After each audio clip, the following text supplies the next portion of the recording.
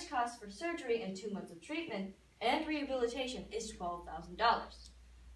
One of Dr. Templio's favorite sayings is a horse has to be a horse. If you go on their website, you will see horses with prosthetics doing just that. One of my favorite patients is Bella, who is a burro foal who was left out into 15-degree Minnesota, where she had developed frostbite in her hind leg. When the vet saw she couldn't save her, she recommended them to Rocky Mountain Equine Hospital, where they scooped her up, put her in a pickup truck, and drove all the way from Minnesota to Wyoming, where the surgery was a huge success. And, as you can see, she's now a full-grown donkey with her prosthetic and is living very, very happily and is happy to share her story.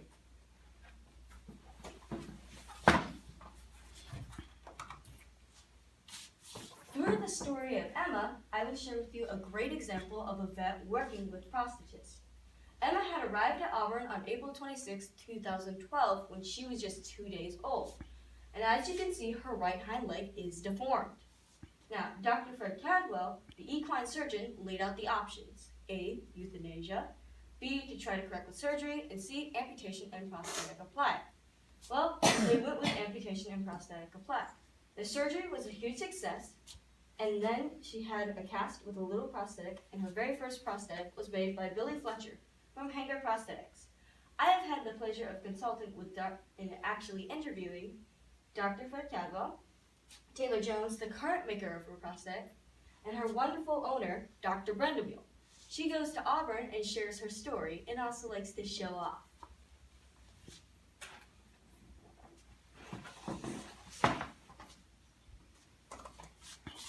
At the beginning of this presentation, I asked you why we needed animals with prosthetics. Well, through the inspiring story of Molly, who has given back to the community. Molly is hope to those with and without disabilities, young and old. This little boy had a communication problem, and her vet, Dr. Allison, had no clue of this. She walked Molly up to him, he stopped, turned, and started petting her. Ever since then, he's been able to communicate. This little boy, however, lost his leg due to cancer and was ashamed to go to school.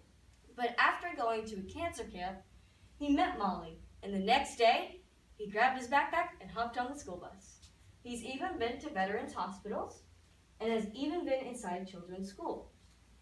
She's also been on the New York Times and has been basically everywhere you could think of.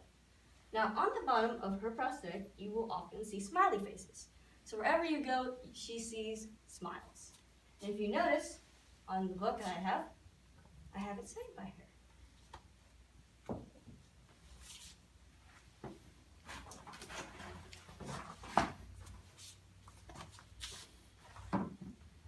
At the beginning of this presentation, I asked you why we need animal prosthetics and explained why I want to become a veterinary prosthetist, the need for a veterinary prosthetist, examples of animals who have thrived with prosthetics, and veterinarians working with prosthetists.